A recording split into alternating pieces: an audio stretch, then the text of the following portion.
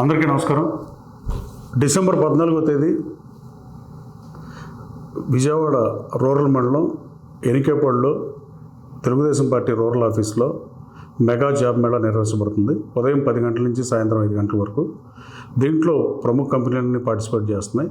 శ్రీరామ్ కానీ, అపోలో కానీ, రిలయన్స్ కానీ, ఇలాంటి 50 కంపెనీలకు తోడుగా గన్నవరంలో ఉన్న హెచ్సిఎల్ టెక్నాలజీస్ హెచ్సిఎల్ కంపెనీ ప్రతినిధితో కూడా మాట్లాడాను. హెచ్సిఎల్ కంపెనీ కూడా స్టాల్ ఏర్పాటు చేస్తుంది. హెచ్సిఎల్ కూడా కనీసం 100 నుంచి 150 మంది జాబ్ రిక్రూట్మెంట్ చేయడానికి అవకాశం ఉంది. నిరుద్యోగ యువతకు ఉపాధి అవకాశాలు కల్పించిన లక్ష్యంగా పనిచేస్తానని ఎన్నికల ముందు నేను చెప్పిన పరిస్థితి గన్నవరం ప్రజలందరికీ తెలిసిందే.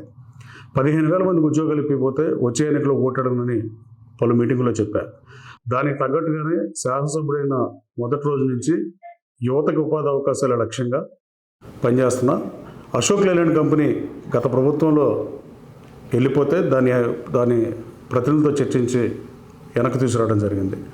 దాని స్ఫూర్తితో ముఖ్యమంత్రి చంద్రబాబు నాయుడు గారి స్ఫూర్తితో మల్లవల్లిలో రాబోయే 2 సంవత్సరాల్లో 18 మాసాల్లోనే 420 కంపెనీలు స్టార్ట్ చేయడం ఖాయం. అలాగే నేను 15,000 మందికి ఉద్యోగాలు ఇస్తానంటే మన ముఖ్యమంత్రి గారు, నేను మల్లవల్లి పారిశ్రామిక కారిడార్ని నేను కానీ, తెలుగుదేశం ప్రభుత్వం కానీ, ముఖ్యమంత్రి గారు కానీ ఎన్డీఏ సారథ్యంలో దాన్ని మంచి పారిశ్రామిక వాడగా, ఆంధ్రప్రదేశ్లోని అత్యున్నత పారిశ్రామిక వాడగా తీర్చిదిద్దబోతున్నాం.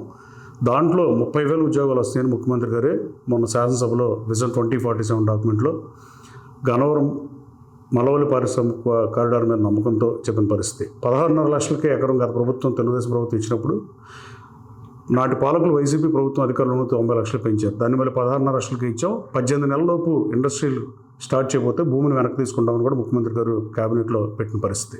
రాబోయే కాలంలో ఇంటర్నేషనల్ ఎయిర్పోర్ట్ దగ్గరగా ఉన్న, అలాగే రైల్వే స్టేషన్ దగ్గరగా ఉన్న, బందర్పోర్టు దగ్గరగా ఉన్న, భౌగోళికంగా మల్లవల్లిని మించిన పారిశ్రామిక కారిడార్ ఈ రాష్ట్రంలో ఉండబోదని తెలియజేస్తూ, అలాగే గన్నవరం నియోజకవర్గ ప్రజలు, గన్నవరం నియోజకవర్గంలో ముఖ్యంగా నిరుద్యోగ యువతి యువకులు రేపు జాబ్ మేళాలో పాల్గొని ఆ అవకాశాన్ని సద్వినియోగం చేసుకోవాల్సిందిగా మీ ద్వారా కోరుతున్నాను. Thank you.